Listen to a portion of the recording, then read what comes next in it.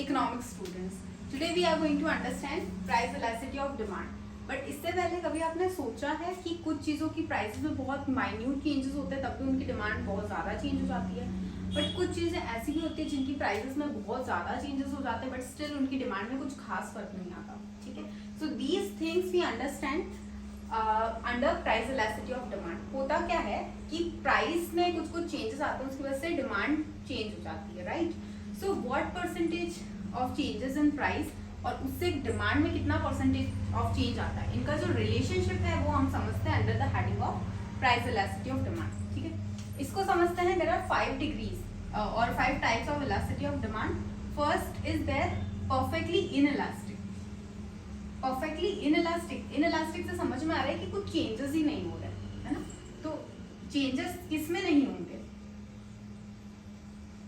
Changes किसमें नहीं होंगे, प्राइस में बहुत ज्यादा चेंजेस आ रहे हैं बट स्टिल डिमांड में कोई चेंज ही नहीं आ रहा है. ऐसा क्या होता है बताइए, जिसकी प्राइस बहुत चेंज हो जाए बट उसकी डिमांड में कुछ खास चेंज आए ही ना.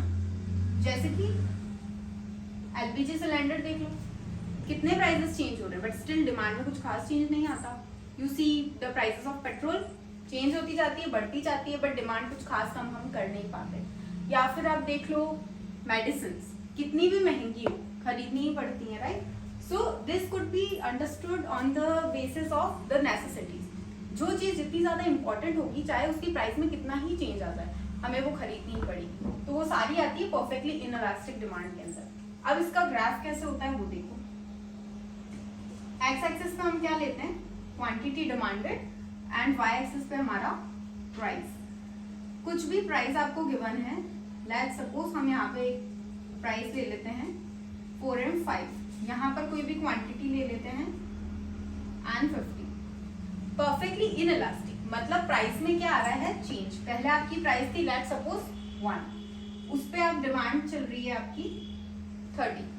प्राइस बढ़कर हो गई 2 या 3 हो गई डायरेक्टली, तब भी डिमांड 30 बनी हुई है. इसी तरीके से आपकी प्राइस बढ़ती जा रही है बट डिमांड में कुछ खास फर्क नहीं आ रहा है. So what kind of graph it is? It is a vertically straight graph which shows, जो क्या दिखा रहा है कि आपकी प्राइसेस टाइम के साथ में चेंज होती जा रही है बट डिमांड में कोई भी खासा चेंज हो नहीं रहा है, which means this indicates perfectly inelastic demand. Demand में कोई चेंजेस आ ही नहीं रहे. Second thing is perfectly elastic demand, जो we'll be doing in the next